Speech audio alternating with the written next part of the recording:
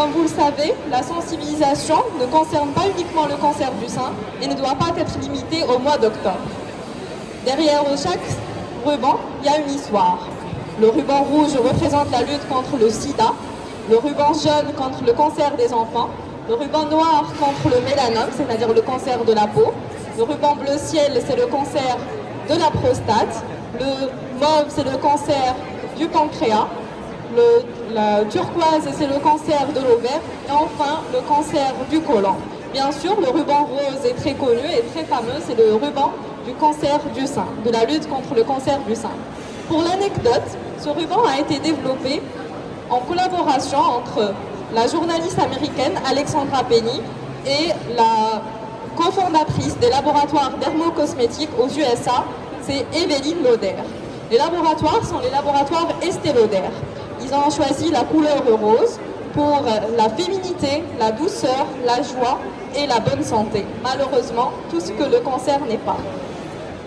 Le cancer. Le cancer a toujours eu une sombre réputation. L'annonce du diagnostic représente un réel traumatisme émotionnel et physique pour le patient, car la symbolique du cancer est souvent associée à des évocations négatives, effrayantes et angoissantes. Cette pathologie nécessite donc, en plus des connaissances théoriques, des capacités d'écoute et d'accompagnement de la part des professionnels de la santé. D'ailleurs, lorsque le verdict du cancer tombe, le patient se dirige en premier lieu vers le pharmacien d'officine pour sa proximité et son accessibilité. Le pharmacien d'officine est régulièrement impliqué dans la prise en charge des patients atteints du cancer. Au-delà des traitements médicamenteux, le pharmacien a également un rôle important dans la surveillance et la gestion des effets indésirables secondaires aux traitements anticancéreux, particulièrement les effets secondaires dermatologiques. Le pharmacien participe donc à la préservation de l'image corporelle des patients cancéreux par la délivrance de prothèses mammaires, de prothèses capillaires et aussi des produits dermocosmétiques adaptés. On a vu actuellement plusieurs officines qui se sont mises à la sensibilisation contre le cancer du sein. Sensibiliser, c'est bien, mais accompagner, c'est mieux. Comme vous le savez, l'image de notre corps constitue notre vécu, notre intimité et notre histoire. C'est l'image mentale que nous avons de notre corps. Après un diagnostic d'un cancer et les traitements qui s'en suivent, à savoir la chirurgie, la chimiothérapie, la radiothérapie, l'hormonothérapie et la thérapie ciblée, cette image peut être fortement ébranlée. La personne concernée peut avoir donc le sentiment que son corps lui est tout à fait étranger ou être déstabilisé, qu'il ne fonctionne plus comme avant. L'estime de soi va être perdue et cela va présenter un frein à l'observance du traitement par la patiente ou le patient. C'est pour cela que l'accompagnement reste capital. Passons maintenant aux effets indésirables des traitements cancéreux, particulièrement les effets indésirables qui touchent la peau, les muqueuses et les panaires, notamment les cheveux et les ongles. D'abord, les cicatrices qui résultent de la chirurgie. Cette séquelle est esthétique, mais peut être aussi devenir douloureuse. La guérison complète d'une cicatrice met entre 12 et 18 mois. Elle doit faire l'objet d'une attention particulière. Passons maintenant aux radiodermites. Les radiodermites qui résultent de la radiothérapie. Il s'agit des lésions cutanées induites par les radiations ionisantes, selon le type et la dose. Les radiodermites présentent 4 degrés. Premièrement, l'érythème qui apparaît 24 heures à 48 heures après. Au second degré, la peau devient sèche, se desquame et un prurite s'installe. Au troisième degré, c'est carrément la rougeur devient douloureuse et impose l'arrêt des séances de radiothérapie. Nous avons aussi le syndrome main-pied, appelé érythrodystrophie palmoplantaire, qui résulte de la chimiothérapie et de la thérapie ciblée.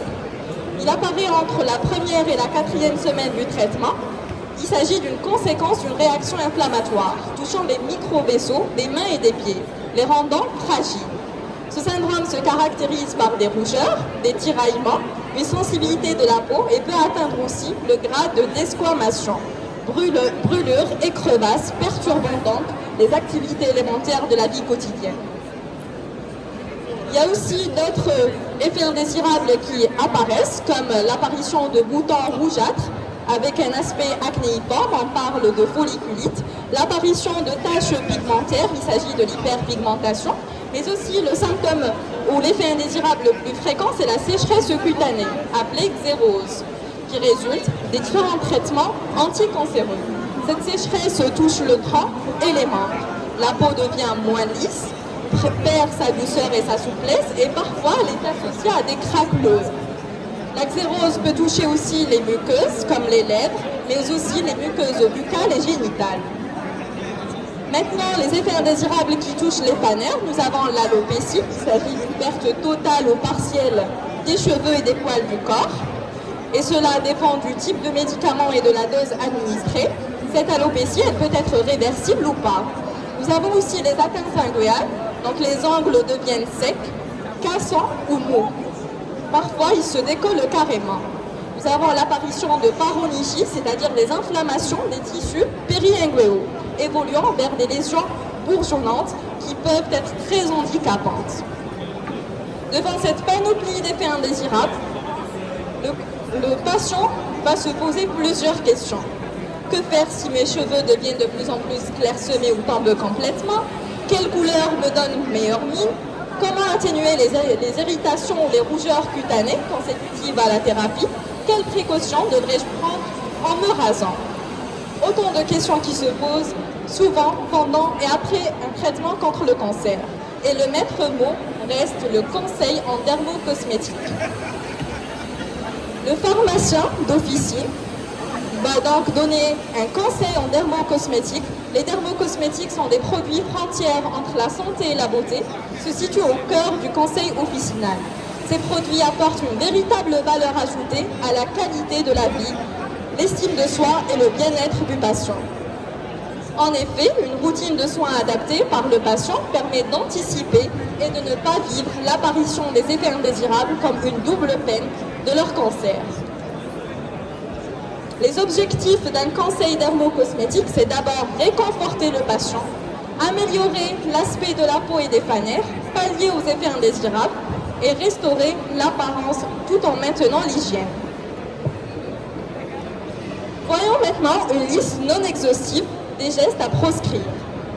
Les douches très chaudes doivent être évitées par les patients cancéreux, l'utilisation de savons agressifs, les bains ou contacts prolongés avec l'eau aussi doivent être évités, l'exposition au soleil, la station debout et la marche prolongée, ainsi que la conduite sur de longs trajets, les frottements et les traumatismes, l'arrachement des petites peaux et la coupe des ongles trop courts. Donc tous ces gestes doivent être évités, en plus de l'utilisation de durcisseurs ou de solvants à base d'acétone, le contact avec les produits détergents et irritants, la manicure comprenant la pose de faux ongles en gel ou en résine, les bains de mer ou de piscine, le port de perruque la nuit aussi, l'utilisation de lac ou de sèche-cheveux, ainsi que de toutes sortes de sources de chaleur. Donc tous ces gestes doivent être évités. Oui.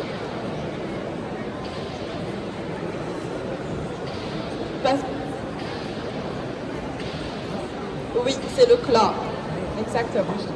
Nous avons aussi l'usage des déodorants, des parfums et des lotions alcoolisées qui restent très agressifs pour la peau des patients cancéreux.